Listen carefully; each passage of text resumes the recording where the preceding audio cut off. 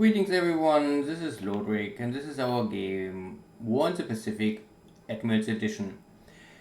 And this is now the special setup turn for a new month. I was thinking because the battle turns are if we run a battle, we make only a roughly overview what happened at that turn.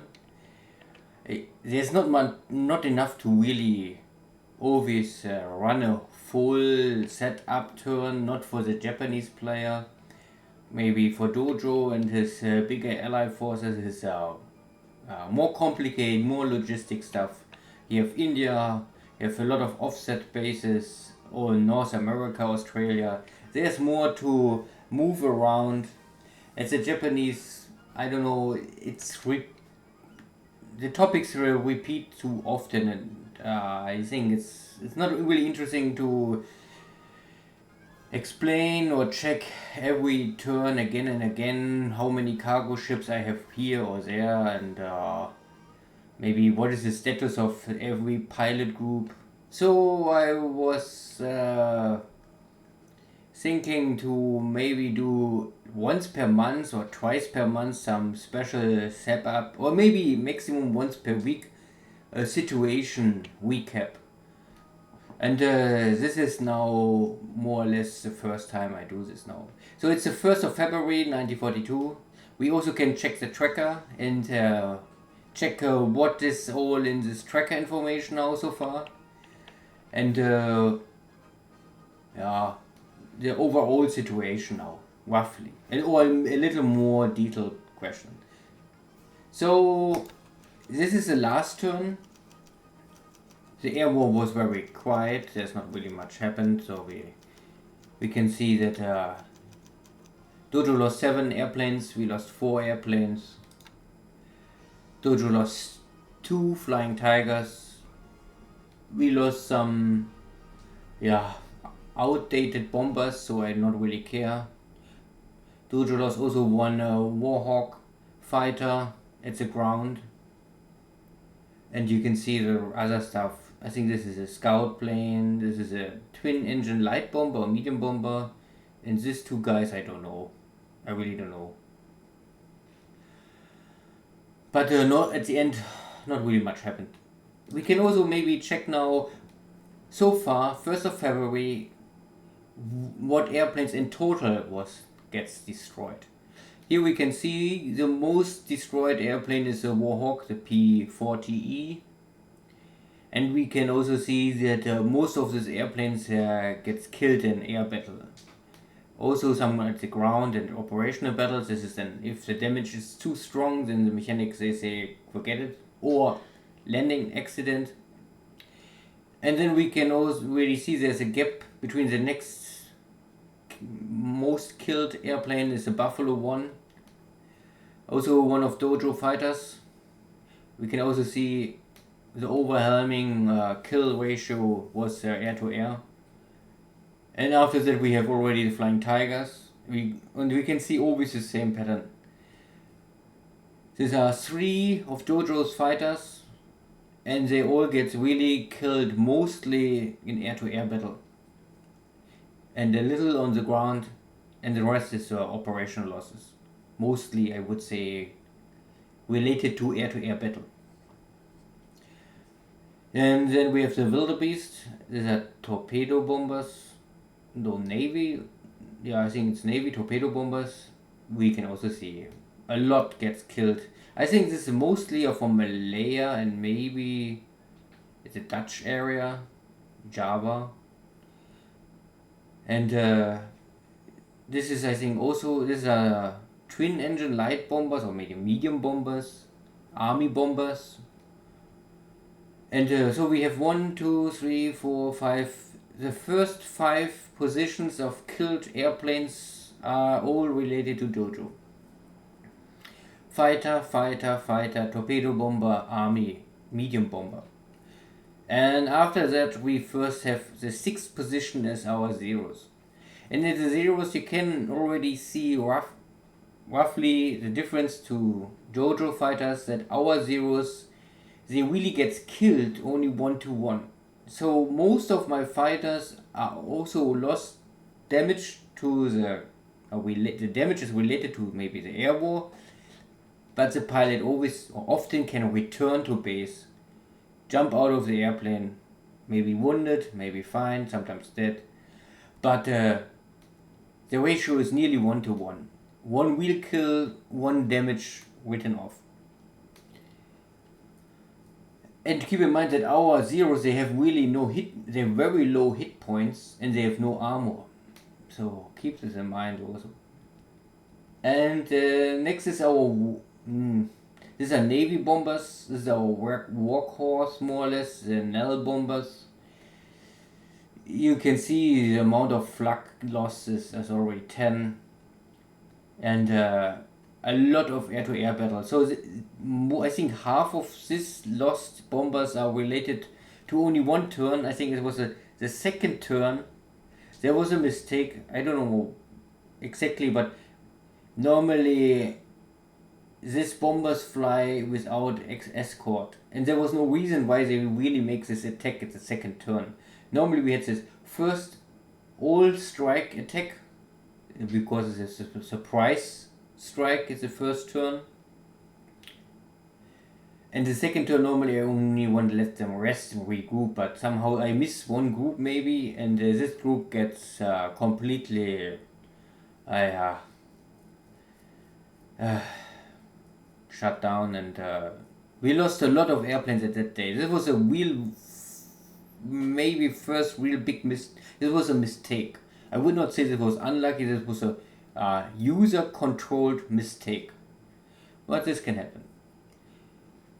So the Zeros and the Nells, and then we have the Hudsons. There's also army bombers, I think, from Dojo. And then the Betty is, Nell and Betty, very similar. So this is a G3, this is a G4. The G4 Betty is a little faster, have a little more range.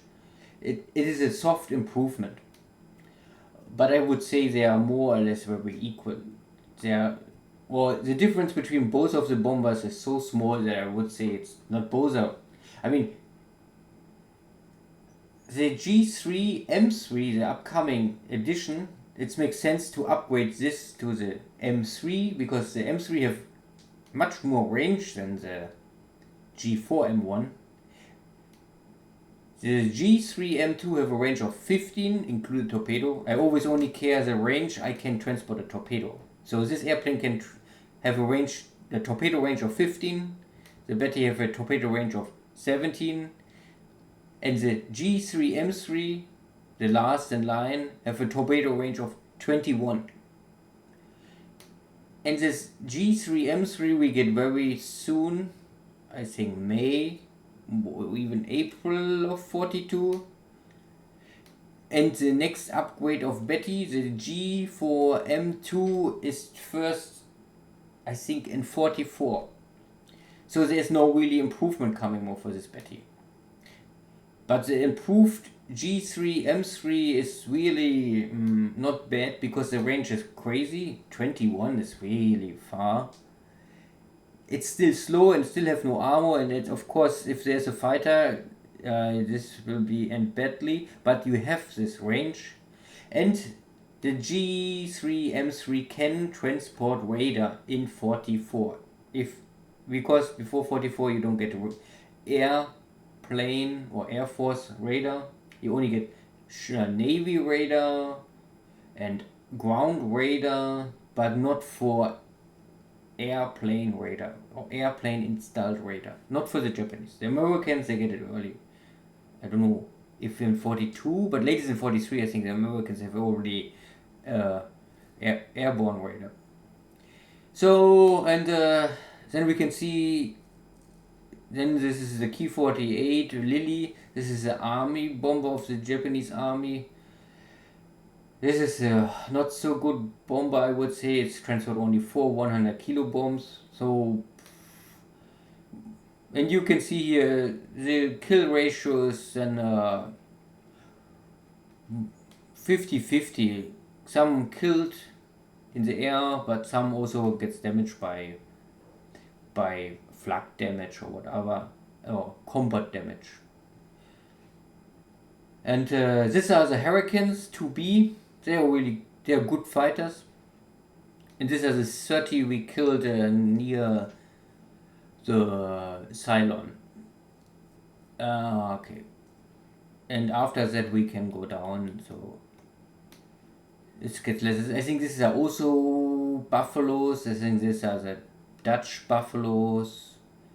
These are the P40b Warhawk. So this is the early edition. I think they starting in the Philippines, but I think this is only what you have at the Philippines, and later we will not get more. The E edition is up to date, so no one produces a B more. These are the Russian, totally outdated I-15s.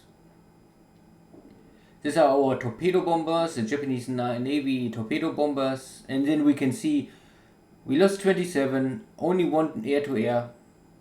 This is a little flak damage, operation damage or whatever, but you can see the biggest bunch of these losses are compared to its flak. These are torpedo bombers, and I think from this 22 or maybe 18 or 17 are from Pearl Harbor, and this is normally very typical. Torpedo bombers really suffer heavily from flak damage, and this will only rise. The flak power of Navy ships for both the Japanese and the Allies is only increasing and increasing and increasing. That is why normally, latest I think in 44, to run torpedo bombers is costly. Maybe it will make sense to run torpedo bombers only at night, starting with 44, that you try to detect the enemy ship at night with your radar and then make a strike. Or I don't know if any torpedo bomber really get radar. I know the Nell bomber have radar, yeah, but I don't know if the carrier-based torpedo bomber gets this, or you must maybe train your torpedo bombers to be night active. But night activity or night flights are always related with higher ops losses. So hard to say. I don't have really the end game experience for this. I only read about this, that many say that you must simply accept this. In the 44, you will send maybe 12 torpedo bombers, and at least 4 are killed by flak, maybe even more, and this is totally normal. Okay.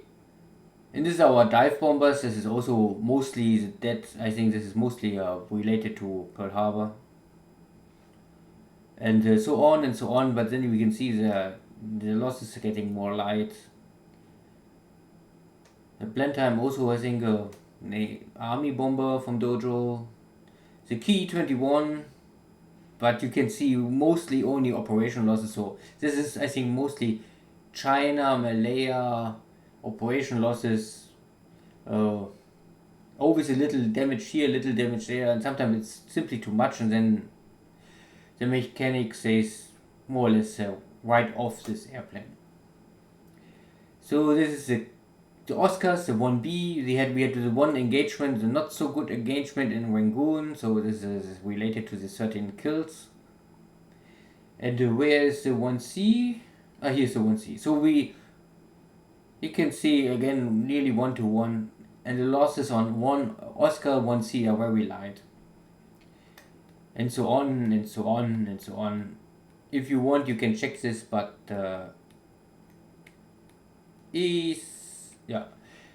in total 743 Dojo planes, 418 Japanese planes. We still don't get the 1 to 2 kills. I mean, we cannot kill him double the amount we lost, but 7 to 4 is still, I think, acceptable for the kill ratio for us.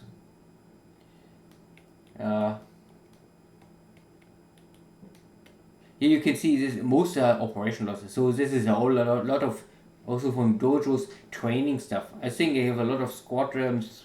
I don't know how many, but they are simply, you make training, and then sooner or later you always have one dead here, one dead there, and so also like this is just this turn, I think. He have one lost, and this is the operation losses. So also, if you transfer airplanes, if they fly from one base to the next base, even this can happen. I think at least one airplane I lost today in, I transfer a unit and one of the pilots make a crash landing.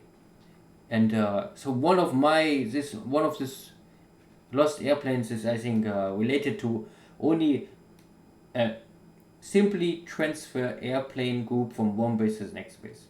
So this can also happen here.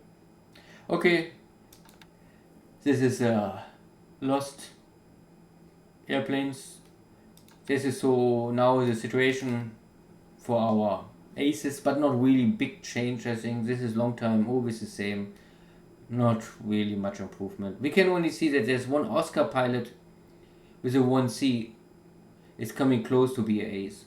Here we can see the 1B, but this pilot is already in TRAPCOM, so he will not, he only make his kill, or he at least he fly once in this airplane, so the game call his position be a fighter pilot in this group. And this guy, because he fly a Key 27, so this is more or less a training group. I can touch this. But no, it was a, I think we just upgrade this unit. So it was a Key 27 unit upgrading. You can go to location. But now they are here. So I think they was in Bangkok before, and I let them train because the experience was not good enough. And then I think last turn, or this, yeah, must be 1 or 2 turns ago, I let them change the airplane. So this is why we also have not more many Key 43 in the pool. Before I had, I think, 60-70 airplanes, but if you upgrade this air squadron with 42 airplanes, then of course you empty your pool very quickly. But airframes in the pool are nice to have, but they will not really active help you. To have some, of course, I mean, you must have, for me, active airplanes, always at least a dozen or more in your pool to be flexible, to reinforce your squadrons are fighting. This is, I mean, normal, but to build up here 100 or 200 airplanes in the pool makes no sense for me. Because at least if there's a sooner or later you always have a better airplane. And this game simply not allow you to upgrade old airplanes. This is not possible. Like, if the new next generation have simply additional guns, then normally in real life maybe it's possible that the mechanics say, okay, we install this guns and then a 1B will change to 1C. But in this game there's a hard lock. Once you produce a 1B, it will be a 1B forever. This is the limitation of the game. Okay. What else we have here? We can see the base points. Dojo control still bases with a value of 7,000 points, and we control bases with 3,771. So Dojo have roughly still double the base points. These are the airplane points. The army points, of course, we are still on a good way, I would say. 5,200 to 111. So we kill 5 to 1. Not only 5 to 1. 50 to 1. Okay. So one Japanese soldier can kill 50 Allied soldiers. You can maybe call it like this. This is, I mean, even better than the Germans had to fight in Russia, I think. I mean, if we say in the East Front in Russian war, we had maybe 1-5 or 1-7, and here it is now 1-50. So, glory to the Japanese army, I would say. And the Navy is similar. So we had the 312 sunk ships, and we had lost 17 ships. And the points are also at least 10, 20, maybe not completely 20-1, but maybe 15-1 or 16-1, something like this. So also the Navy is at least successful, or maybe very successful. I mean, don't forget, this is the first month of the war. Of course, the Japanese have in the first month of the war easy alive. But you can already realize that our submarines have much less success in the last 2-3 weeks. The good days are over. So we must strike at the beginning this hard and successful, because soon Dojo have really everywhere protection and escort, and for every victory we must battle and battle and battle. So, but I would say the Navy was successful, the Army was successful, and the Air Force was at least good. I don't know if it's really possible to ramp up the kills much more, or have less kills on your own side, maybe a little, but the best case I think is 2-1, and we are not so far away from this. Okay, and then we can roughly say, okay, what is coming, only because maybe someone like it. We can see that we get some additional air forces arriving here, but nothing too crazy. Some dive bombers, some torpedo bombers, but these are outdated torpedo bombers, so these are really, you can use this only for training. I would not use these torpedo bombers for real engagement. You can also see you get 2 pilots, 2 airplanes with only 35. This is basic experience. The Japanese pilot finish the training school will arrive with 35. This is a standard experience of a fresh, ready pilot for duty. So, and this are really schooled airplanes, not for, they can carry a torpedo. I don't say it's not possible to use them. But I don't think that they will really be very successful. They're simply too slow. And we also get some dive bombers. I think this is similar. Here you can see its pilots not even have the standard experience. They finish a little earlier or whatever. This group have a little more point, but similar. So we can see this is 35, and this was also 35. Yeah, both 35. Okay. So the bigger groups are coming maybe here. This is a Betty bomber, but also again only 2 airplanes with no pilots, and these are also shitty. I don't know. These are really all airplanes. At the end, you get a squadron. You can fill up with these old airplanes and use them for school and training, or you can change them to something else and usually use them in active duty. In China, you can still use and operate this kind of airplanes, but not against anything else. Only against Chinese. If you control for sure the air and there's nothing intercept you, then yeah, you can use this. But important is maybe this unit. In 2 weeks, we get the first of our really long range Navy patrol airplanes. You can again, the normal range is 24. This is already crazy, but if you really want temporary, you can run them with a range of 30. And they transport 2 torpedoes. So this is the... I mean, there's normally no way around this airplane. Every float patrol squadron you have, if it's not for training, if it's really for active duty at the front line, must be the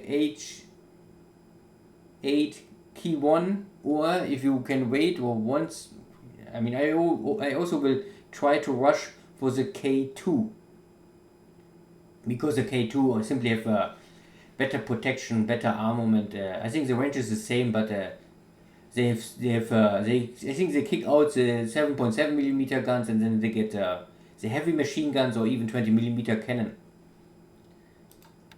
And the time gap is not so crazy. So, but the rest is, this is old stuff. Nothing really crazy coming soon. We get some Zero fighters. This is our elite group.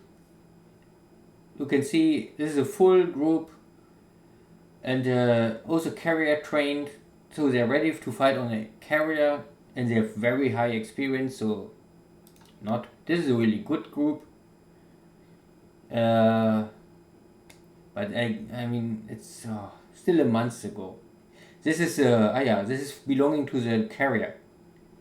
So the Unio, the fighter, the dive bomber, also with high experience, and torpedo bomber. They all have high experience. But I think you must, I don't know, maybe you must regroup these air wings. No, the dive bomber, the 250 gram bomb is still what I said before. It's it is not bad, but the Americans with a 1,000 pound equal to 500 kilogram bomber have much more damage potential.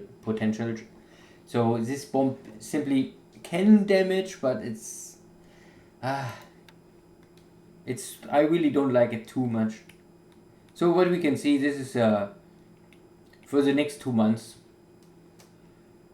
we getting some stuff, but nothing too crazy. We are Japanese, so we can expect too much. And this is for the ships coming. Oh, we can make it turn it around. So we can see we get a submarine soon, and here some more submarines end of the month. Yeah, so we get 1, 2, 3, 4 submarines in the next month. This is not bad. And the beginning of next month we get the carrier. And this is the end of the second month, so there's one carrier coming, and then a little more, but this is more or less. This February we get the 4 submarines, and next month we get simply the carrier and 2 destroyers. So not great, and some support stuff, but the big stuff at least. Not crazy much, but at least something. And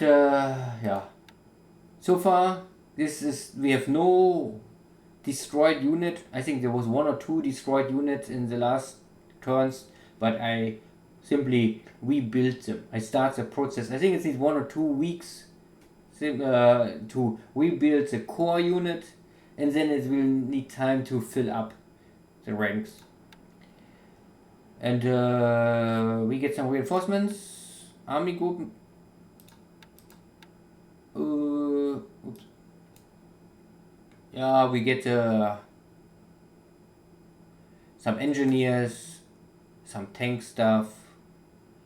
This is a lot of Navy Guard units. They are not bad, and so in 2 weeks we get 1, 2, 3, 4, 5 additional Navy Guard units. These are the best units to normally make this island hopping to conquer the first beachhead. And after you are in control of a base, you simply try with these units to land, be the owner of the base, and in the next turn you can bring all your other equipment and normal army, tanks, everything, and also make an amphibious operation. But then the game simply say, okay, you are the owner of the base, so you will not lose anything in the moment you make this amphibious assault. Only if you are not the owner of the base, the game will always calculate how many ships or how many units are lost in this activity. So I would never really try, if it's not a must, to try to make an amphibious assault with a crazy big army. Like if you try to land here with 50,000 or even 100,000 guys and you're not the owner, then you will maybe suffer 5% of all guys are lost, and 5% out of 100,000 is already a blood price you maybe don't want to pay. Okay, this is what the big stuff's coming here in the next month. Is a lot of Navy stuff, and here are two. The 14th Army also gets some stuff. Experience not too great. Equipment looks also not too great. But at least it is some assault value. And a lot of engineers. Because we need a lot of engineers. We have so many additional bases. I really run out of engineers. I even cannot fix all the new bases, installation, build new airports, increase the port size. It's really not so easy to handle all. And we get a new Air Force HQ, and you can see again here a lot of Navy Guard units. So this is the end of the second month, so we can see here. And we get in Wake Island, we make a coast battery installation. Not bad. So I think, let's see if there's something red. Here. Sometimes you have this, you can see there's something red. Means more or less you will get a unit at that location, but you're not the owner of the location. So I don't know if the unit will simply change the location, or you first get this unit after you conquer the location, the base. I really never try this, and I will never check this. But I would simply say, if you see here something red, you better check where is this. I mean, it's not that we have crazy much red. Here's Rangoon and Surabaya. So these are two locations we must conquer before the time limit reaches us. So as we would say, this is the most important. Check this, make sure, oops, I need a base, then better have the base. I don't know if there will be never something like Washington or Sydney. I think this will be too crazy. I don't think there's anything like this. Every base you can see here, I mean, you can see 99% is Japan or related to Japan. And there are only really very, very, very few special bases. Okay. So now we know everything what we lost or what we will get. Now we can, this is already the finished setup I sent to Dojo. So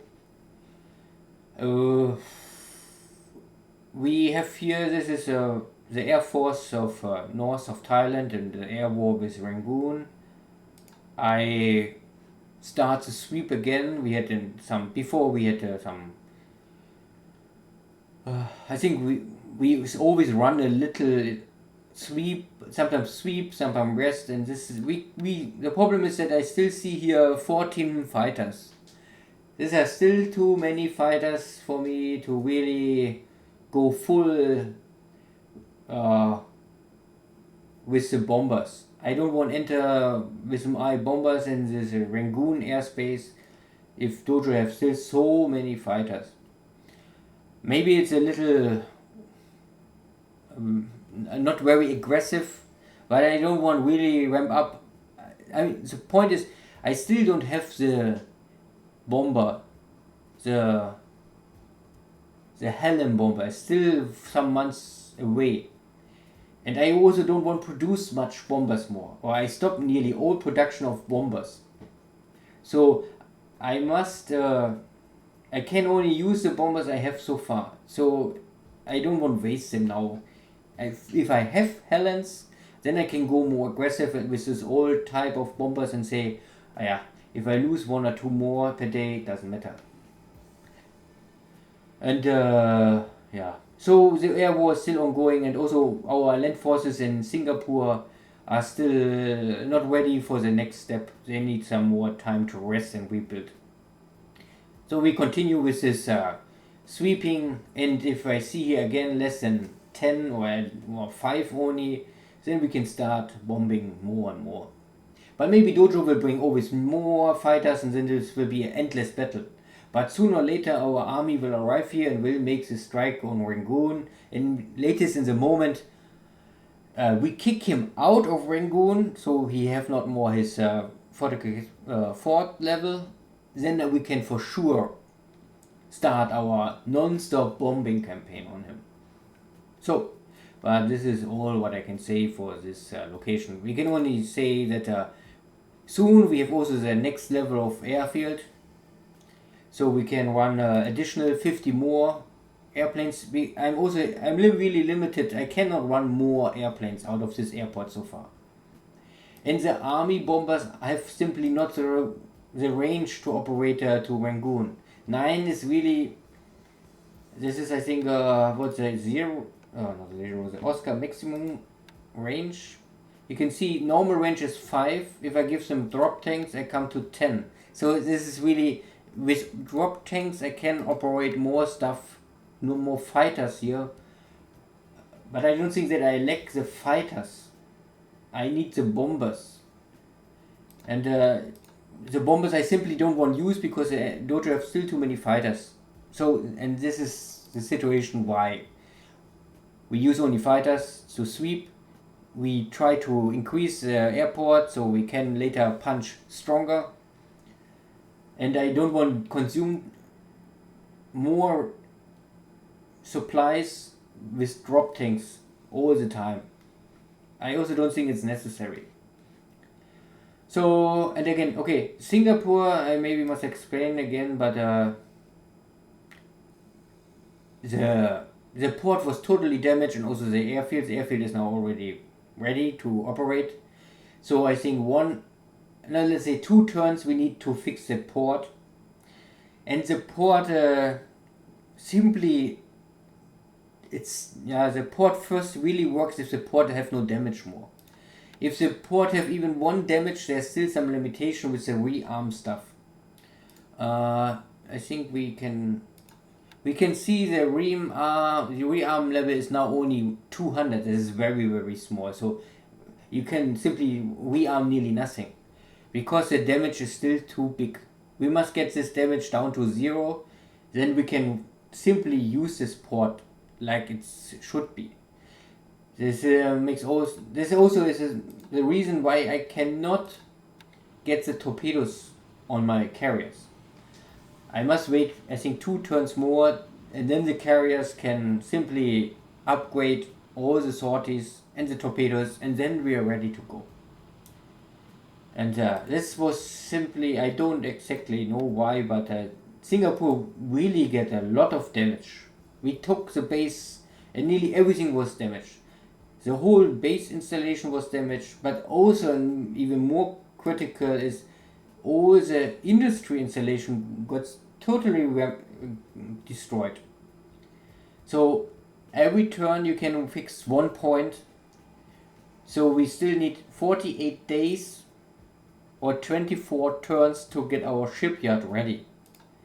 The light industry, the heavy industry, the resources, the manpower was only, I think, okay, but I don't really need manpower. Most important is normally the shipyard. So it means, but there is also no way to boost this. I can only simply say, okay, I must wait now. This was maybe unlucky. It is like it is. we took the base with not too crazy amount of losses, but we took Singapore in 99% damage status.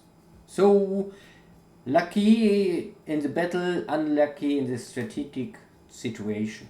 But it's okay. We still took the base 2 weeks earlier than historical. I think official the Japanese conquered Singapore at 15th February 42, and we took it last turn, so at least 2 weeks earlier and a little more. So this situation of Singapore, we will build, of course, a ramp up here all and make sure that Singapore is running, because Georgetown simply can. Georgetown is nice for submarines and destroyers and light cruisers, but heavy cruisers, battleships, and carriers, they need Singapore. They need something bigger. And here again, here's not much happening. Here I have some submarines lurking, but also I only have here some submarines in standby. All the rest, cruisers, battleships, carriers, they're all waiting that Singapore is ready. Then I will reform a lot of the Navy stuff, and then I will prepare the strike on Ceylon again, and I also must prepare the invasion fleet of Sumatra. Normally I think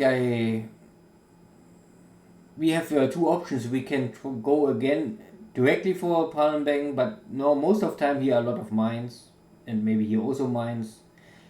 The risk that you lose ships with mines is high.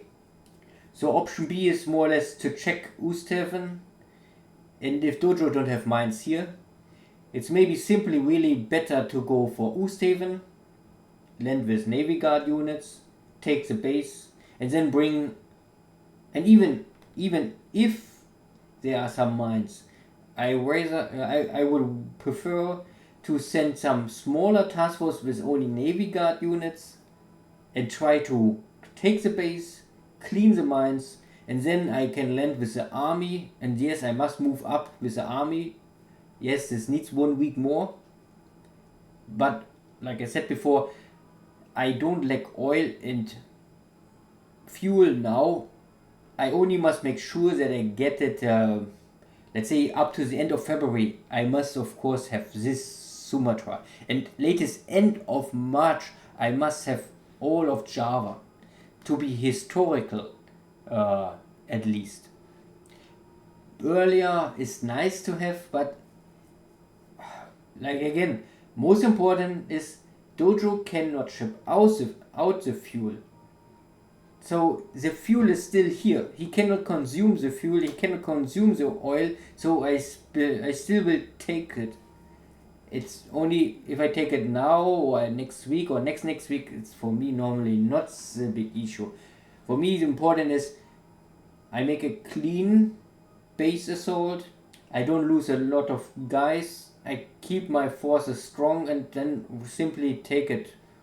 So we have the army will normally take off south of Sumatra, and the north is only, you can see my scouts already tell me here 2000, here's only very small base force, here's a little bigger base force. So maybe some Navy Guard units can take care of the north, and this stuff and this stuff. We simply make some amphibious assault with 1 Navy Guard unit is enough. The army must take care of Palembang and the south. And I only don't know exactly if I will take the 15th or the 25th army. You can check this, you can check over the HQ and then say ground, and then you will know every unit is connected to this army. And then you can filter it via the attack value, and then you can see this 25th army have 3 full infantry divisions plus some additional stuff, and 4 tank support units. These are only scout recon stuff, and these are really tank regiments. You can see this already in the attack value, so they are medium tanks or whatever. And these are only motorcycles, some light tanks and cavalry. So this belongs all to the 25th Army and a lot of artillery stuff. This is a big army. I think I will use maybe this to go for Rangoon and crash Dojo in Burma. And the 15th Army is only more or less 2 infantry divisions and a little artillery. This is just the game set up this. I think the 15th Army get over time additional reinforcements, and yeah, it's too expensive to change the ownership. I mean, if I go now here and say, okay, this other army have simply not enough engineers. If I say, okay, change to 15th armies, I must always pay 65 points here and 60 points there. These are, I don't want to spend my points for this. I use my points mostly to make fine tuning for leadership, but this I did already. It's not that you must use non-stop, and you can better maybe buy out some Japanese armies. There are a lot of units here in Japan. Like this is a whole division, is already part of the 14th Army, but I still have training. I prepare them for Perth so far. And this we have again and again. You have a lot of these units in Japan.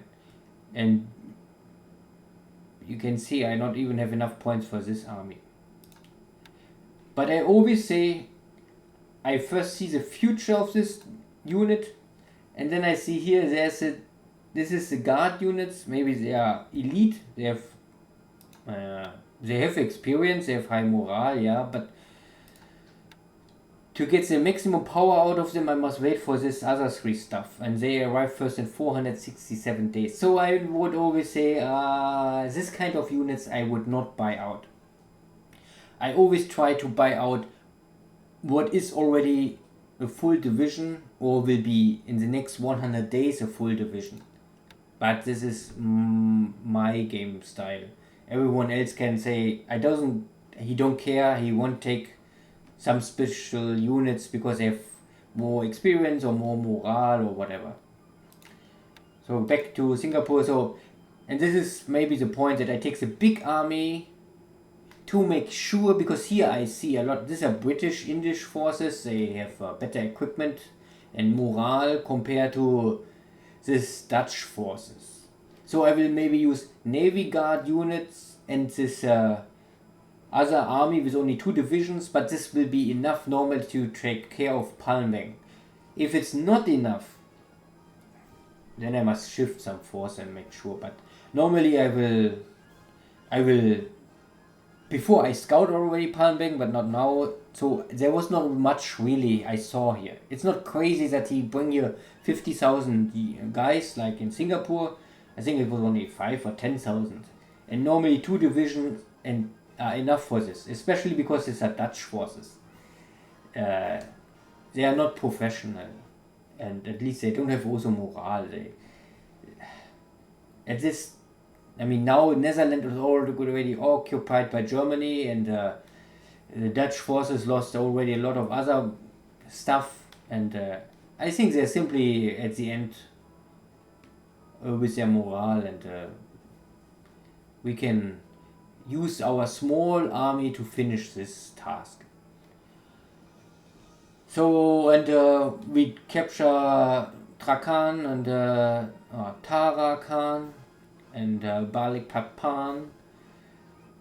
This is only clean-up operations here, so like here I still must bring this to Port 4 and Airfield 4, this is what I want, and also for the fort level 3, this is always enough, but I want this, so I bring a lot of engineers here.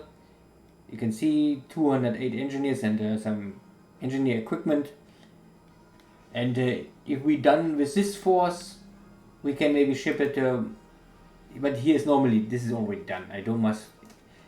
Maybe I make here airport 7 out, but I not really think this is necessary. And the port is already at maximum, so I maybe would keep it like this. It's only the question is, I think if I upgrade the airfield to 5, maybe this I can do. I think then I have unlimited supply for fuel and unlimited amount of supply and fuel storage capacity. Because I think you need to have at least 9 points to have unlimited. I don't know if we have any base with a 9, but like if you have this in Singapore, you can see there's no limitation more. I think it was 9 points. The combination, it's always a combination. Yeah, here we have 10 and at least there's nothing. Maybe it's already 9. I don't know if I really have a base with 9 points. Here we have 4 plus 5 is 9 points and there's no limitation more. So in the moment you have 9 points together, port or an airport, only this, I mean the fort is not counting, then you don't have any spoilage problem more. If you have only like now in Balikpapan with a 4 and 4, you can still spoil. Means if this is the maximum amount of fuel, and so far I understand, fuel is always a combination out of oil and fuel. So this is this 55,000 plus this 60,000 are together this number. I mean, makes sense. I mean, you must store the fuel, you must store the oil. It's both liquid.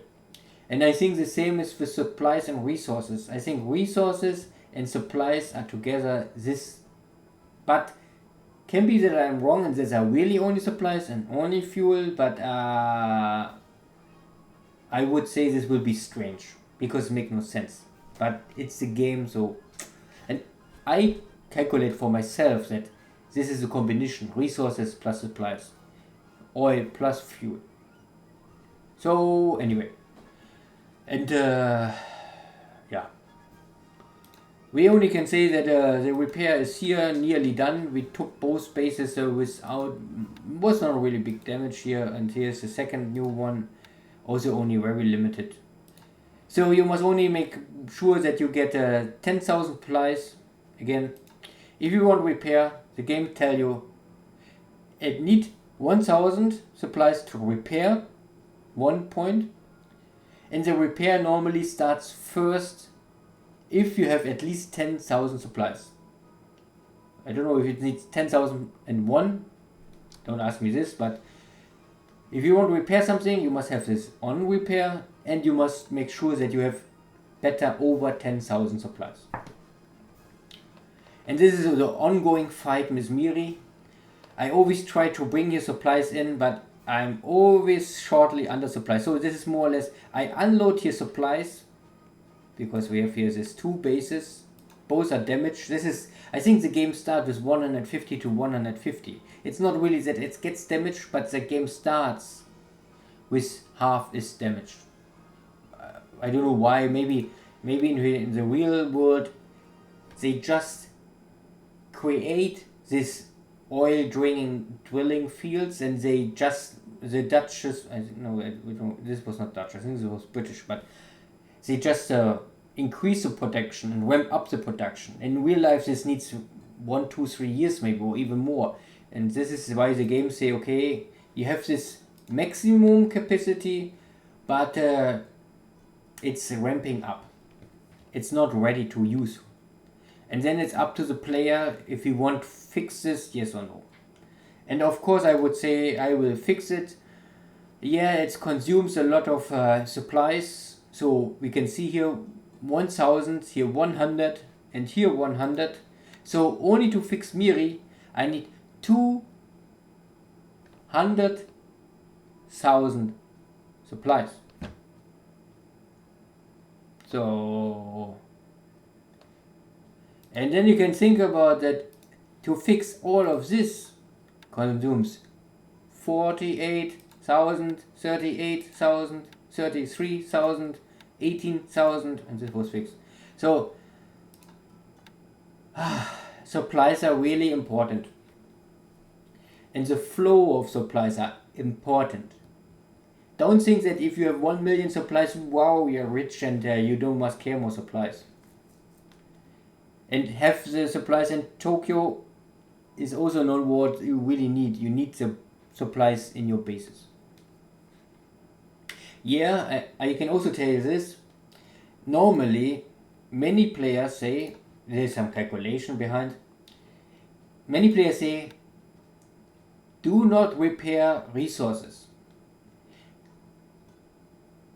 Because you never get enough resources out of damaged stuff to, out of resources with heavy industry or light industry you can produce supplies, but the amount of resources you get out of some of these I don't know, factories or plants or whatever, it's not enough. It's cover not the cost of this many supplies you need.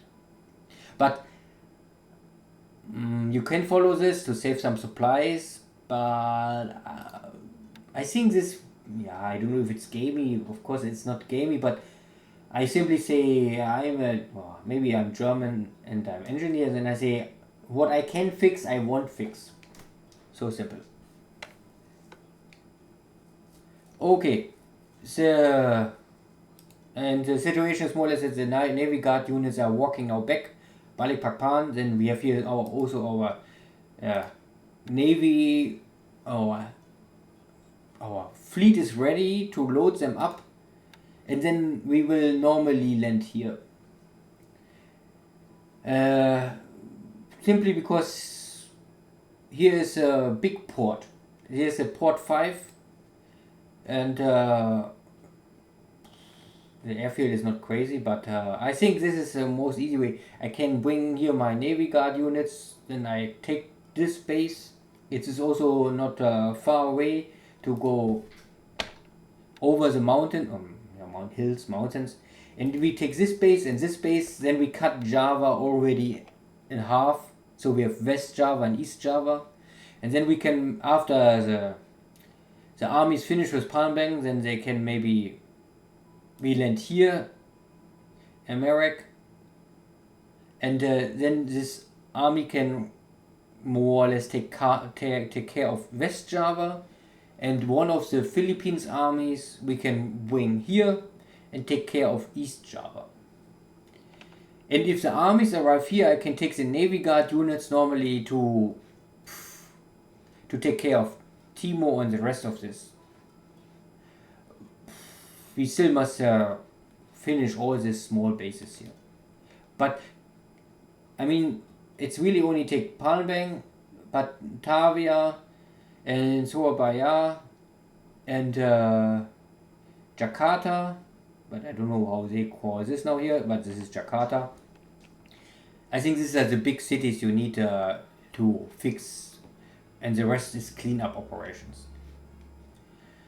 And this, because we only need, I think, one army for Java, so the second army, and this is why I give the 14th army back in Japan already the order to prepare for Perth. We can bring this army with additional, so we have one division in Japan, then we have here 1, 2, 3, more or less 4 more, so we have in total 4 divisions. I maybe will go and really try the impossible and try to capture this Perth area. So far I'm really not sure if I really do it, but it's an option. An option maybe that I land here or here, not try to enter Perth directly. That will be too, for sure here, a lot of mines. And I think I must bring all the forces in a very short time window near Perth. I cannot land here, this is too far away, or I have too much preparation time. But I need something, maybe south of Perth, to have to fast interdict his railway. But I would maybe say better here, it's first the shorter distance, it's more easy for me to block everything. Try to land here and rush with some tank units to block this railway, so he cannot bring additional reinforcements. And then we must take Perth. Once we take Perth, we can clean up here. And once we take this area, I don't know if it's really possible for the Australian army to really strike back. The burden will be, of course, how we supply this. To bring here 4 divisions, a full army, I mean, here's never enough industry to feed this for a long run. I mean, if we only maybe in standby, if we don't really fight, it's maybe possible to at least feed this army, at least part of it. But we will be forced to run here a lot of support cargo stuff. And this is, of course, then the opportunity for Dojo to use his submarine and everything to block this. And then this will be, then we switch. He will be the hunter and we will be the prey, and we must try to secure our supply lines. This will be interesting, but this is a risky operation, of course. It makes normally only sense if at the same time it was possible with our second Philippine army to take New Caledonian. So normally with the Navy Guard units, I normally take the Shortlands, Tulagi, Port Moresby. I think there's not really the need for bring her whole army for this, not now. And also try to secure this stuff with Navy Guard units. But maybe for Nomaya, I need more. So I will maybe take the north of Nomaya with or New Caledonian with the Navy Guard units, and then I bring the rest of the army, and then we take Nomaya. Then we can make out of this a bigger port, and then we have the 2 options. We can use the army maybe to go for Suva. This will be maybe the option if we don't go for Perth. If we simply cannot get Perth because there's too much resistance or something happened, then maybe better go for not. Then is the option maybe Suva, because if you have Suva and Nomaya, Dojo must first take these islands back before he can normally go for anything else. I mean, he can, but will be strange. But if we think we go for Perth, then of course the thinking is we land first in Perth, give him maybe 1 week, so he will start to move his stuff to Perth. And if this is done, we can make a assault maybe on near Brisbane, or we can also say, I mean, if we take New Caledonian, then all this is possible. If we don't take this stuff because we get some trouble, then maybe we can still make this small invasion near Townsville, north or south of Townsville. Townsville itself is maybe too protected. You better use some not so crazy defended base to conquer this fast and then land your army.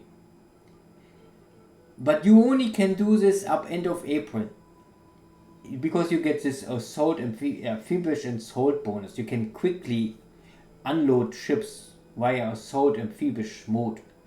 If you enter May, this is over. After May, it's really hard to supply an army only with this amphibious mode, because amphibious mode normally have the handicap that the unload rate is very small. And only this first month up to April, the Japanese get a huge booster for this. This is the only reason why now we can run a lot of amphibious operations so easy and quickly. Okay. But I think only to finish the order. This is the next steps. So we're preparing the next operation here. We will prepare the next operation U7, then run for Palmbek, we will bring this army north to start the engagement of Rangoon, so that end of February we have at least Rangoon, but normally also we are already here. And then we think about if we go into China or if we try something in India. I think the Battle of Philippines is soon over. It was maybe not crazy successful, but the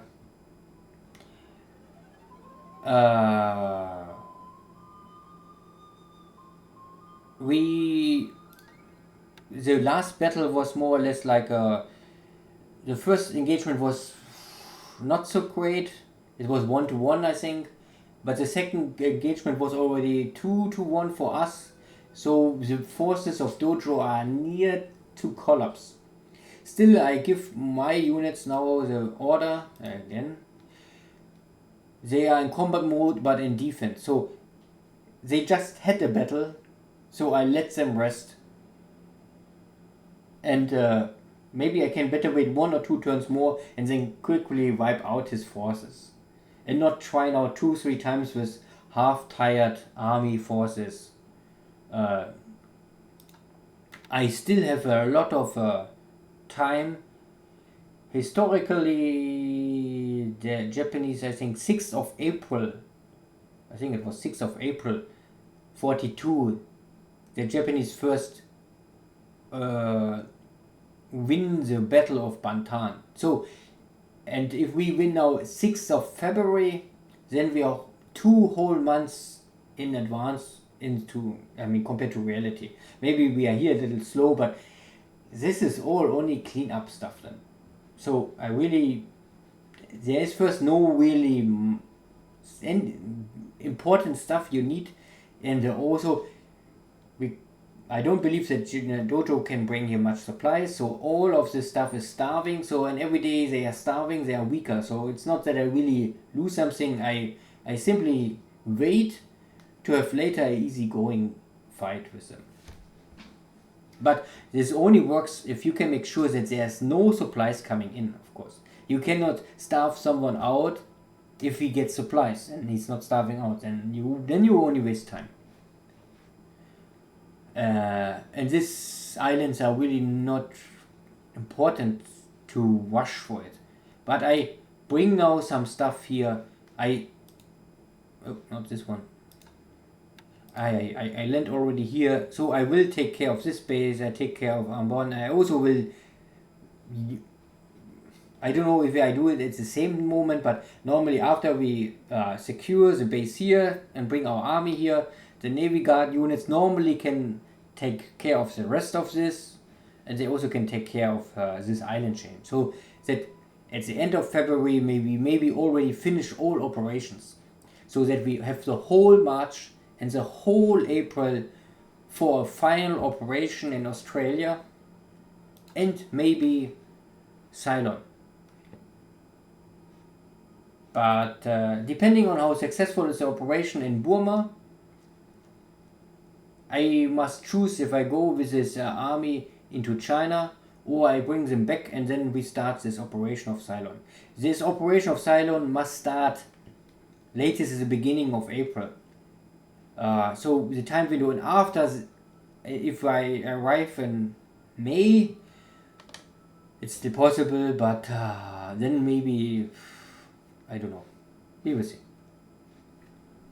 So, and I don't know if there's much more. Still, like I said, I bring a lot of engineers everywhere. I must bring this base up. Here you can also see 4 to 5. So no spoilage more. I can here save and store all equipment I want now. But this port is still far too small for such important location. This is still an important location.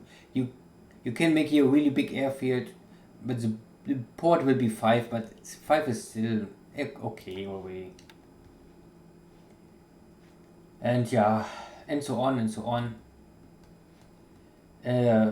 Base of Rabul is also still ramping up 240 engineers and still more are coming, so I really try to bring this base quickly up. So that latest in end of February, this base is strong like Truk.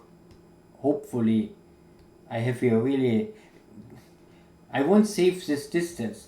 This is still a long distance for my ships to the battleships and all this stuff. Always go back. First resupply here and then go back again. This is waste of time. Yeah, but we have the carrier fleet here. They are rearmed, so we are more or less ready to go. I only give this unit some training orders because they get additional pilots and some stuff must repair, so they're not 100% ready. For maybe 1 or 2 turns I let them train. So you can see this is the elite pilots are all 7770, but these are new pilots just from training school. So I use them more or less. I train them now 1, 2, 3 turns, and then maybe if we start the operation, I will kick these pilots back to the pool. Then yeah, it's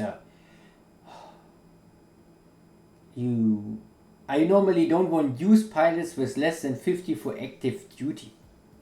That is why I use the time to train some pilots, but you can still, it's cost you no points so far I know to let them enter your squadron, train a little, and then bring back to the pool. It's only management, it's micromanagement of course. This you must do by yourself. So if you want to do this to only get pilots with, or get more pilots with experience faster, then you always must move pilots in and out, or maybe this is also related to how strong is your enemy, how aggressive is your enemy, and so if your enemy is very passive and not so strong, then maybe you don't must do all this micromanagement stuff. Then you can simply say train in Japan and this is enough. But now I still don't know how strong is Dojo now in the future. Only because Dojo play passive means not that he's weak. He have to make sure that he don't lose any asset he need in the future, so we maybe simply don't risk too much. Yeah, genau. And one other stuff, because I was a little thinking, but at the end I give up. Here's the destroyer fleet, but the destroyer fleet is running low on fuel. Normally I want to make here some port strike stuff, but I realized that this task force have a very high detection level, so Dojo know exactly what is here, and it's only destroyer fleet. So I choose to go back. I simply say I don't want to risk that he have now here some dive bombers or other stuff. Maybe I can go and sink some cargo ships here, but I think there are not enough cargo ships normally, or there are normally not enough cargo ships in Perth to risk the whole destroyer fleet here. And this is why I bring more or less some submarines here. And then maybe I park here to some submarines near Perth, this area, and simply go back. A destroyer fleet just is not strong enough. They don't have the fuel. If something happened, I don't want to risk this. With a battleship fleet or with heavy cruiser fleets, or if you have 2 or 3 fleets together, then you can still say, okay, one is battling the first day, then the next is take over the fight, and they can assist each other. But this is a single operation in destroyer fleet. Maybe this was already too risky. Anyway, because this was one stuff I just realized at the end of my turn, that this task force is completely detected, and then there's no surprise more. It means also more or less that if Dojo knows that I'm coming, then maybe all his cargo ships are already running away. So I also normally check every turn the submarines if they are detected, and sometimes if they have detection, then I will move them to another position. This is all this small stuff you can do, and normally you must do if you want have maximum success possibility. If you don't care if it's detected, then I mean, if Dojo knows there's a submarine, then also his navy forces know there's a submarine, and I think they always try to avoid it.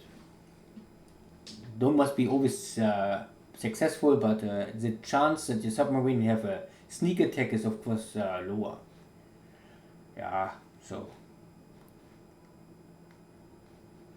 So I think this is the situation here in the submarine fleet is moving up and down, left and right, and always changing position. He tried to hunt me, I try to bring my submarines in a new position that I can maybe have some success. I still don't want to move the submarines away if they don't must. If they're running low on torpedoes or fuel, they will return. And after they return, I will normally not bring them back to Pearl Harbor. Then I will bring them normally better to get a line here. And maybe also I can bring them here to Perth. I don't know. There's normally only you have a submarine near Perth to cut this Cape Town Perth route, or you can try to bring submarines in this area to block West Coast America into Sydney, Melbourne. Then you must keep them like here. Or you can use a lot of submarines in this area to block Ceylon. And now you can still have some submarines here to block Rangoon. But I don't know, this is I think the only really good places you can run submarines if you want hunt for cargo. There are other options, of course, that you always try like this. You have if you want to attack a base, that you always have already submarines nearby to support your navy units to intercept the counter strike of Dojo or your enemy. These are the two big useful tools of submarine: hunting cargo or support navy units. Okay. I think this is now really everything what I can tell about the situation. We can now talk shortly about the ND stuff. Oh, no, not this. So, the engine production you can see here is still stuff is ramping up. And we have already over 300 H35 engines, so it's running up. The H60 get already a reduction of 1 month, but now is still already at 32% again. So maybe in, I don't know, maybe need 1 or 2 weeks more when we can reduce 1 month again, if we are lucky. The H45 is maybe also soon get a improvement, and we also produce the H43 because I realized there is some airplanes need this H43. So I have one factory or resource or lab tool try to improve to 30 to run this H43 engine. Simply normally the H45 and 43 are very similar, but some airplanes simply say you need this engine, so okay. And this is a 45 engine. This is really the last or best engine. This is, I don't know if it's an upgrade. I think the power is similar, but they use different concepts. I think this is an air cooled and this is a water cooled unit. I don't know exactly. You can Google this.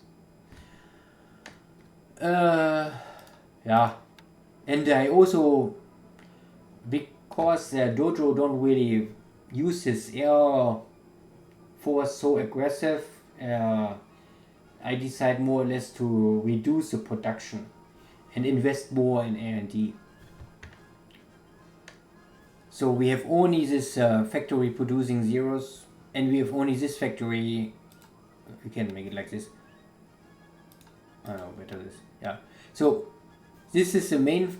This factory will produce the zeros, and this will always produce the zeros. This factory is waiting that it has reached the 30, and then I will switch it. And the torpedo bombers I keep for this because I still need some torpedo bombers, but I also don't want to invest too much in torpedo bomber production. I simply don't think that we really will use so many of these torpedo bombers. And I wait for the next generation. And I think also the dive bomber, I still have no pool. And I still get more and more dive bomber squadron. So I need this dive bomber, so I keep it with 30. I will not use this for the upgrade. I simply wait that the upgrade is coming for me. The upgrade is only a little more speed. I don't think it's really so critical. We also, similar to the torpedo bomber, I don't want the upgrade, I want the whole the next generation. I want the next generation of dive bombers can carry 500 kilo bombs. Yeah. The Jack is really, I would always say, the Jack you can produce always a lot. This is the reason why I have a complete next plant is also ramping up to 30, and then I think I will try first to produce more Jacks, because I really changed all my battleships, all my cruisers, they all operate now with Jack float planes. And all other float planes I use only for training. And I still don't have enough. You can see it's never enough. Because you also, if you use all this Jack for your battleships and cruisers, you will also lose a lot of Jacks. Float planes are still easy to shut down by enemy cap. So you need this. Yeah. And the Betty is still under production, but normally I think the point is I keep the Betty under production because there's no upgrade for this. And we still have at least, I think nearly 1 year to go before I get some other choices. So, but I also know that we can easily lose a lot of Bettys in a short time. So at least I will go to 100. And if the pool is maybe 100, I will maybe switch off the production and wait and see what happens. I don't know if I will change it. The only other option is I go to 100 and then I will change to the G3 M3. Because the G3 M3 we will normally produce up to the end of the war. I don't think that I will ever stop this long range torpedo bomber. Yeah.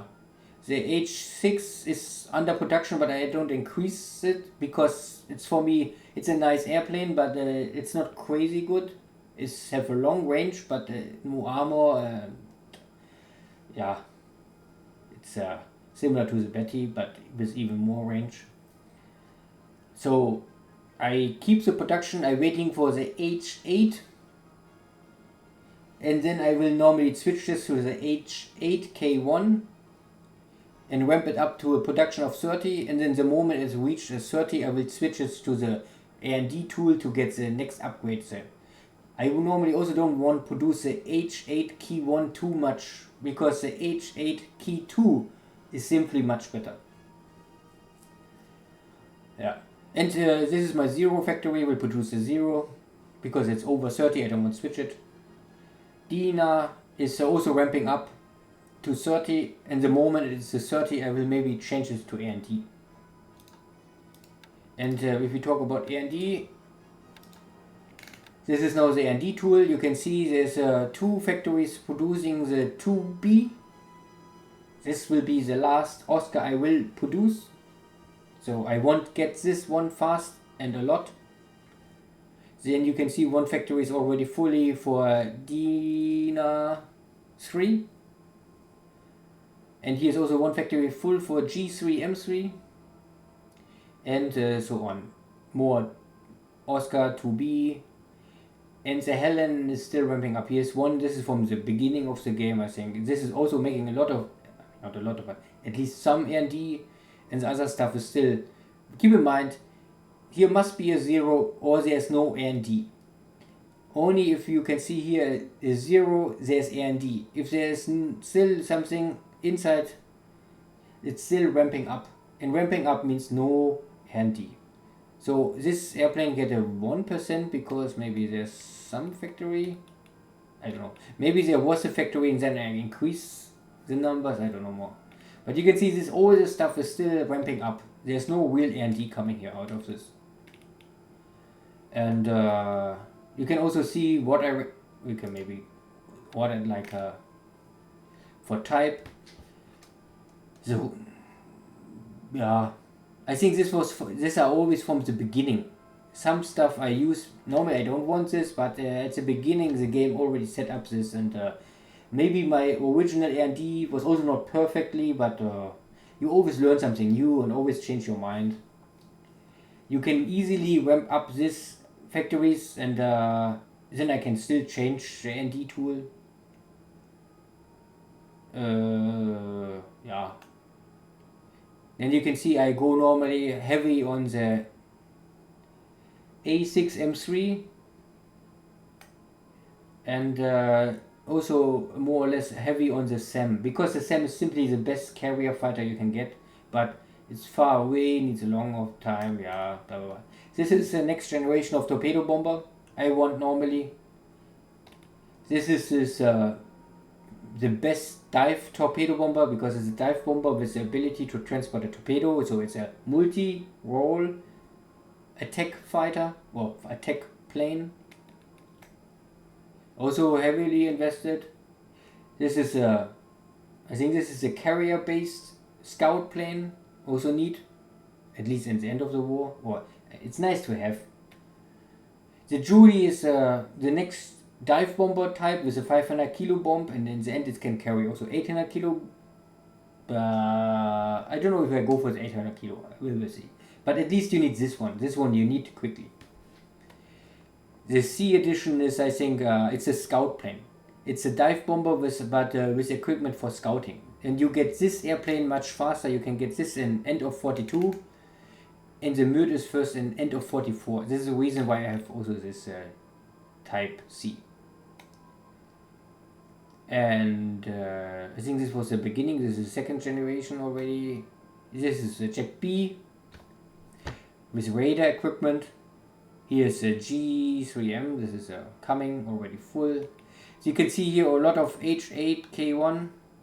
But normally if they are ready, then switch them immediately to H8K2. But again, you better first try to get the key 1, because it's easier to upgrade these factories to this type. And if it's ready, you can wait that you have your 30, and then if you have the 30, then you first switch to the new type and line of production. But this makes of course only sense if it's a type in line of production, so it's a upgrade chain. If it's other airplane have the chain bonus, then it doesn't matter. And this is a transport, so at least I also have one of this super heavy patrol transport stuff. So if you need somewhere emergency supplies or fuel, I think it can transport both, then you can use this one. But this is for emergency and not for normal supply. This is my night fighter stuff. And these are the Oscars. You can see some are for 2A, but normally one all go for 2B. I really think the 2A make more sense to produce, and maybe a little quantity is, but not really big. So also you don't must go over 2B. I think 2B is end. You better have then the Dojos and other stuff. You can see Dojo. This is the Recon airplane, the Dina 3. I think it's really good. Nearly impossible to intercept. Only can get killed by flak normally. The Helen, of course, the army bomber I'm waiting for. This is transport Helen, because it's simply, you need sometimes also some transport airplanes, and I think this is the best. At least they have armor and they can defend against fighters. All the rest is only simply a cargo airplane with no protection at all. The army fighters are coming. These are the Navy land-based fighters. Their friends is Navy. This is more or less the next generation of the Bettys. So end of 43 official, we get this Betty replacement airframe. I hope I can get it much faster, but this means more or less in best case, and really best case, at the beginning of 43 we get this Betty replacement. But this means the whole 42 we have only the Betty, and somewhere in 43 we can hope to change this, that we get rid of the Betty, that we can say Betty is only training. Yeah, and this is all. This is more or less the upcoming ND tool. What I don't have is a Peggy. The Peggy is normally the upgrade of the Helen. So the Helen is now the upgrade of the old bombers, but the Peggy is the upgrade of the Helen. The Peggy is much faster, but have less bomb load. And normally it will be, maybe I will change some factories later to Peggy only to have it. I would say the Helen simply have more the punching power, and it can survive some air attacks, but of course it's not a B-17. And but if the enemy really controls the airspace and but you must simply go in to destroy something, then you better use a Peggy. The Peggy simply try to avoid the air battle with speed. They simply say, we go fast in, we drop our bombs, and then we run away. And the enemy simply have only very short time to fight with the bomber before the bomber escaped already. And the Helen is too slow for this. The Helen will never escape with speed. The Helen try it with armor and with defense firepower, similar to the B-70, but scaled down. Okay, enough about this. Then we can now shortly go to the tracker and see the situation.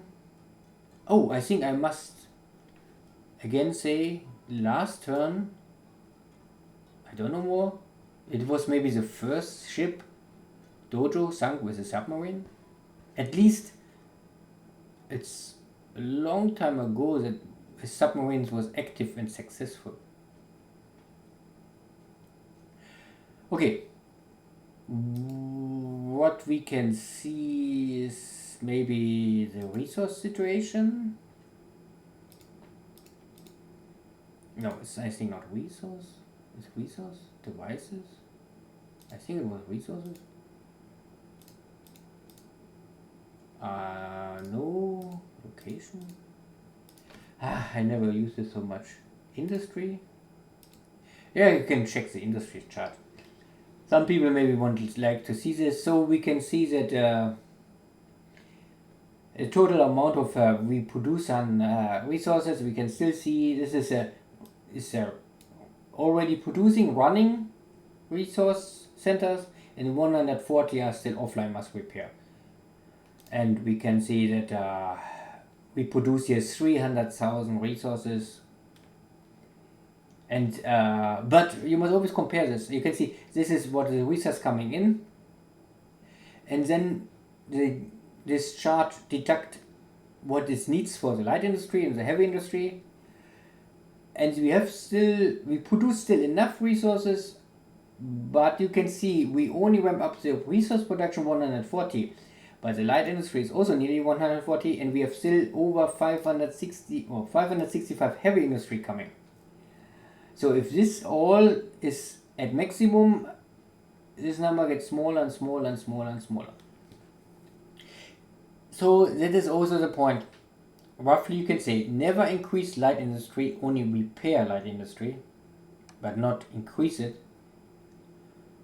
But also I would not go too crazy with heavy industry. I simply say I better increase heavy industry in the China Manchukuo area in Thailand, so that I don't must ship the supplies from Japan to China so much. But you cannot go too crazy, or at least you must wait some months, maybe in summer of 42, after you conquest and you know what you catched, and then after that is more or less the front line is stable, and then the Americans will start to push you back. Then you can still see how much overproduction of resources you have, and then you can adjust again the industry. We can also see that we're still lacking oil, but we can also see that we're lacking oil, not so much fuel more. At least we can see the capacity of refineries will increase the fuel more and more, and the fuel deficit is getting smaller and smaller. But the oil we're running still out. We still must capture more crude oil stuff.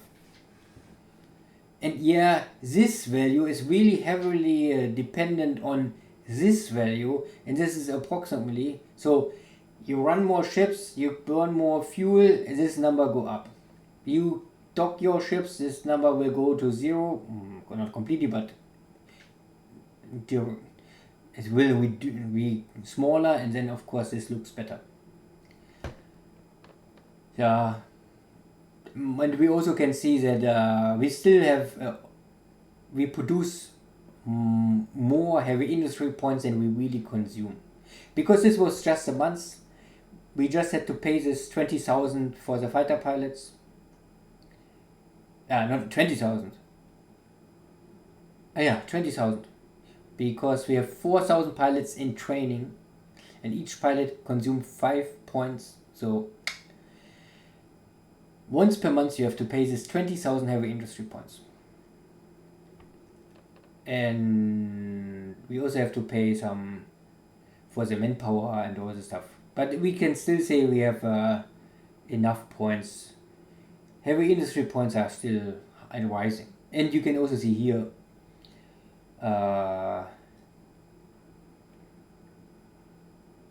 there we have some merchant shipyards points, some navy shipyard points. So keep this around 1,000 at least. Don't go over less than 1,000, and to have some buffer. Here vehicles is already going low again. Yeah, because I allow some tank units, I think in the Philippines and other areas, to request replacement, and then this drops. I think this is really vehicles. The Japanese have simply too less. Armament, the infantry equipment is really enough. So far I still don't change this. You can change armament production to vehicle production. Maybe I must do this.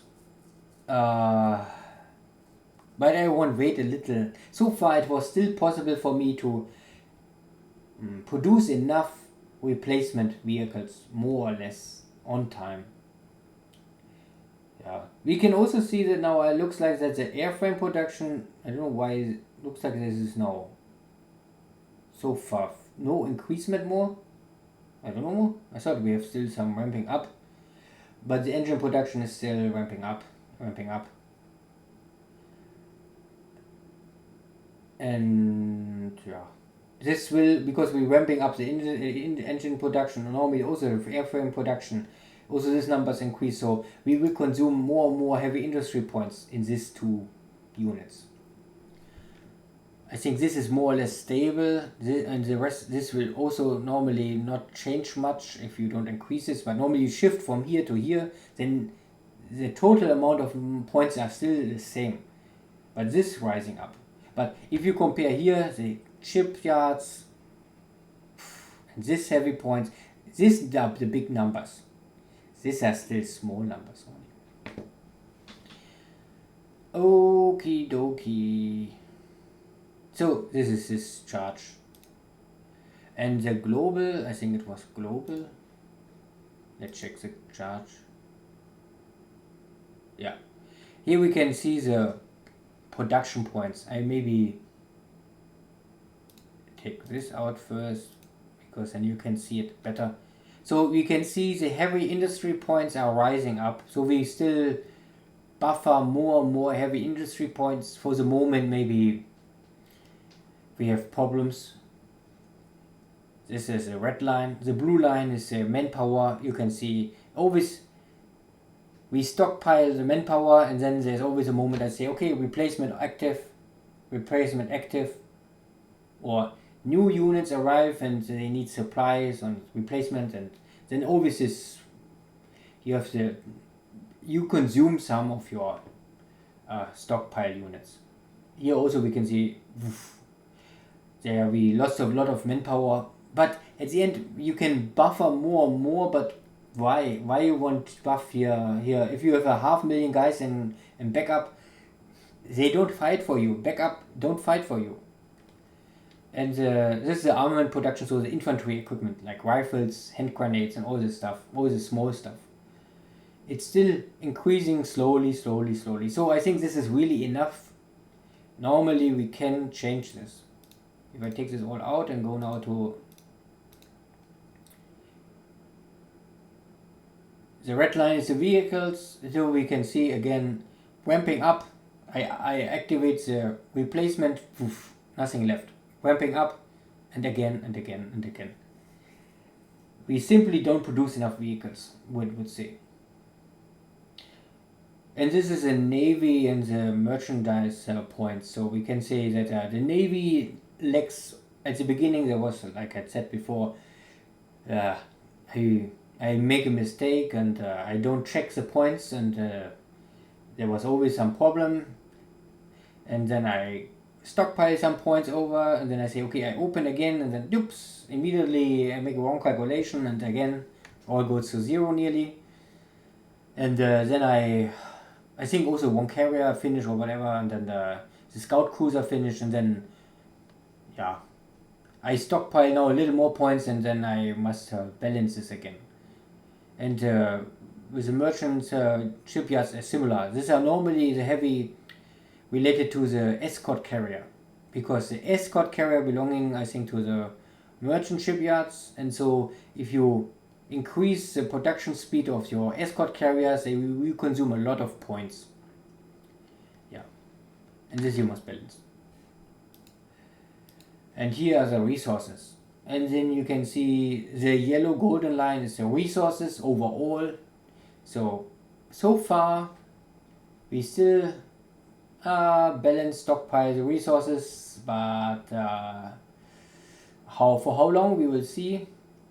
The fuel getting less and less, and we are running, I think we consume roughly at least 500,000 tons in 1.5 months. So 4 millions are left, not more completely normally, but so we see we consume still too much fuel. I mean, but I must consume the fuel, so okay. And so crude oil is also getting less, and most seriously I think is still the supplies. We're burning the supplies, but in the supplies you can only For this you need the heavy industry. But the heavy industry will request oil, fuel, but only little. Mostly they will request resources. So you must ramp up the heavy industry, or you get a serious supply problem. Or you must start to think about what you really repair. And you don't repair resource centers, and you don't repair other stuff. You don't repair light industry. You don't repair. Then you must choose more. But I would say this is always the wrong way. The wrong way is not save something or limit it yourself. My way is more or less optimize and maximize production. And yeah, but keep an eye on this. But I think once per month is enough. You can see it's not changing too fast, not too crazy. Okay. And yeah, what else we can check? Maybe aircraft production. Some people like to see over time. Or engine production. So we can see one of the more important engines. You started with a pool of 45 and I was able to ramp it up to 105 so far. But still to get the bonus is 500, needs more time. And the 33, we start with 116, nearly no change. We must increase the production to get the bonus. And this is all under R&D stuff. The 43, you have no pool at the beginning and we are now at 170. So this is much easier to ramp up. The 43 is was more successful to ramp up. And the H35, we start with 166 and now we come into 300. So we doubled so far. Maybe 1 month, maybe 2 months, later than 2 months I think we can catch the 500. Oh.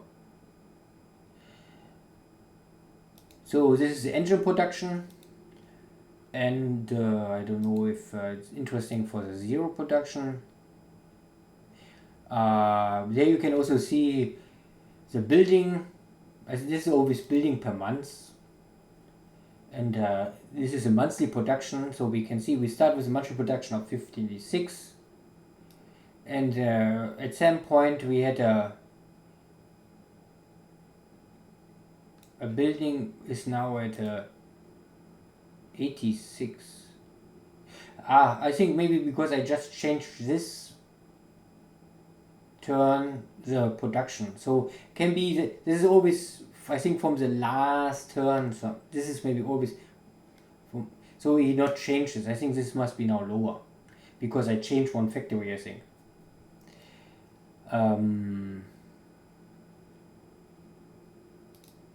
And I think this is a complete lost airplanes so far. So if we lost so far in total 52 zeros, and we give out 122 airplanes to our active units out of the pool. This is this number, used, lost, and there's something more. Research is 0. And we have still a pool of 53 at that moment. And you can see that we just give 24 airplanes out. Okay, this is zeros. I don't know, the rest is... if you want to see something more, you can also let me know, but I don't know if it's really interesting. Because the zeros are the most active stuff, I think. Well, there's always a bug with this tool. And what else is maybe interesting is maybe victory points. I don't know. There we can see we start with the 7.9 to 1 ratio. So for Dojo, you can see Japanese had 1,407 victory points and Dojo had 11,000 and some more. And at this a turn for, there's one turn missing, with turn 43 is missing because I forgot to load it. And you can never load the past, only the active. And here we had the switch. So around 18th, 20th January, we come very equal. Well, I mean, we change. And now it's not more red, because this is a game, you must change. This is a for Dojo, you can also see the points. And now it's for the Japanese player. We turn around. And then we turn around. And this red number, I don't know why it's gain 188 is red. You can see that that day, okay. This is more or less because red means that the ally player gets the points. Oh, go away. And maybe I must open it again. Now it's broken. Maybe I must change.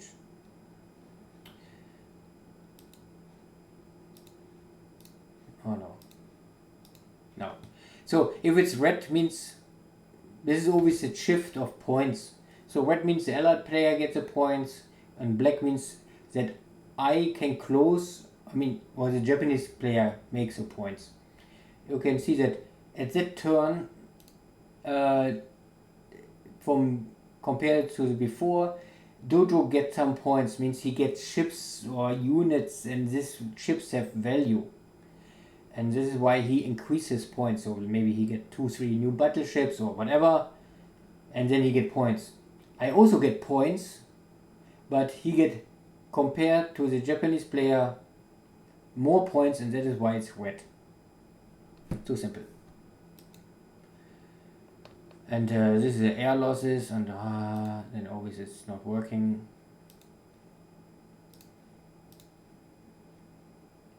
But I think this make no. Then you can check again. Yeah, maybe you can check here. Of course, you can check here and see what is lost. Dojo lost no carrier. He lost one light carrier. Don't forget, this is Fog of War. He lost no escort carrier.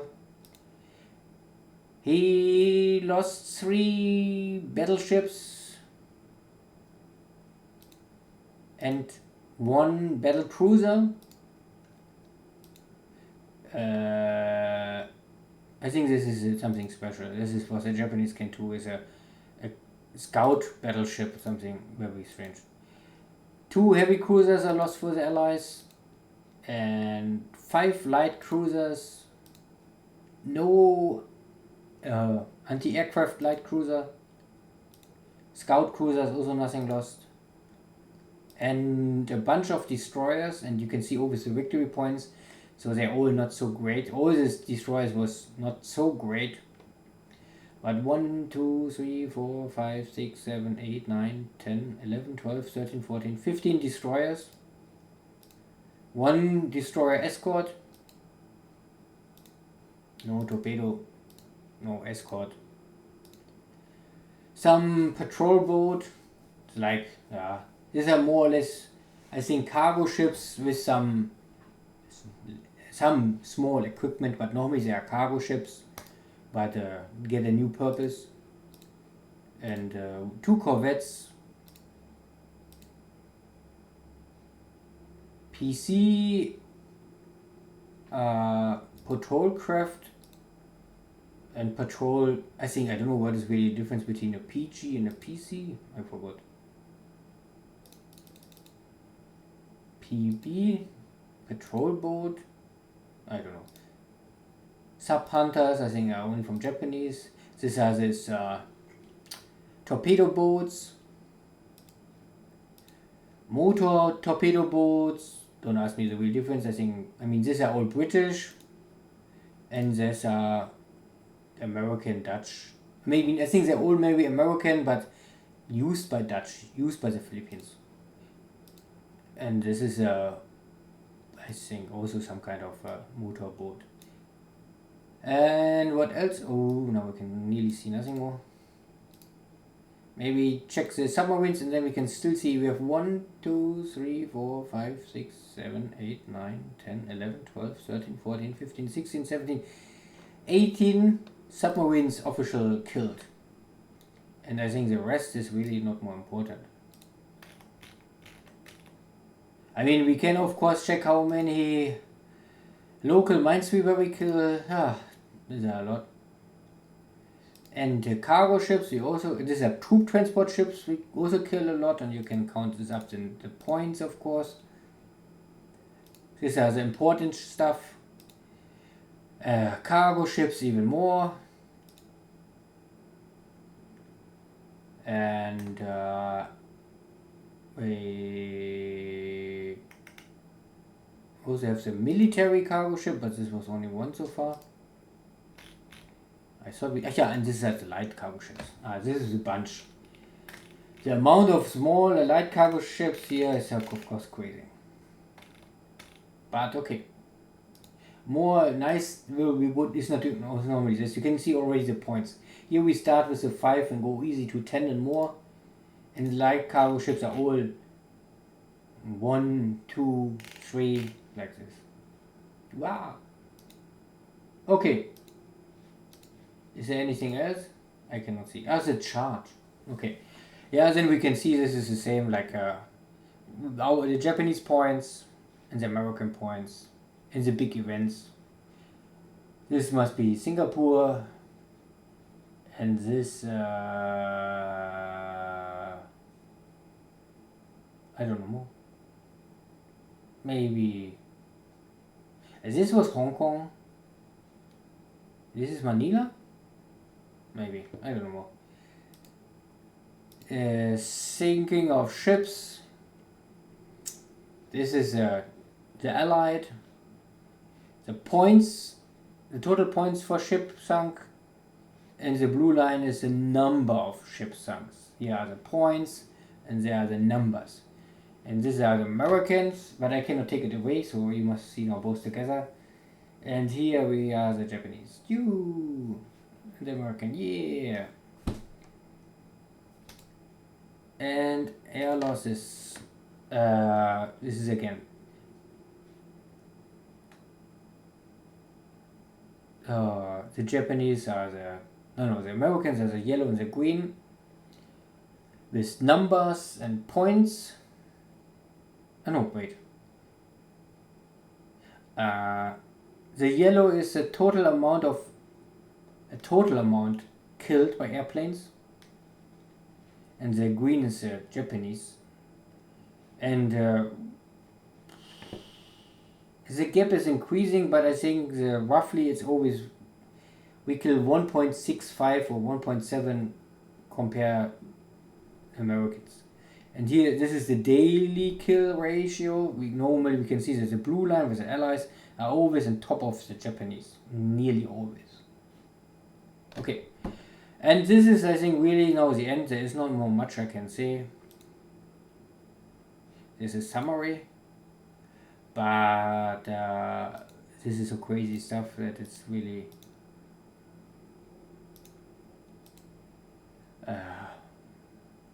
I don't know if it's really important. So maybe this is a pilot summary. You can see that we have in total 6,274 pilots, and these are pilots are active, so they are included training school. So these pilots and delayed pilots, they are more or less, you can see here the inactive pilots. They are ready to fly but inactive. They are in school or in backup pool or whatever, a special tool. And these are pilots are fixed coming, like what I showed at the beginning. There are airframe or air groups coming with pilots already. They are not active, but they are delayed. So 700, we get more or less 700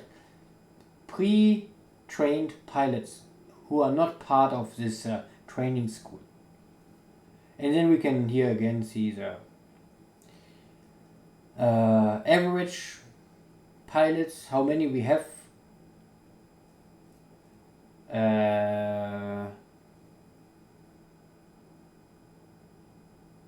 And I don't know what is the average experience, I don't know the difference here. I really don't know. And here we can see again the,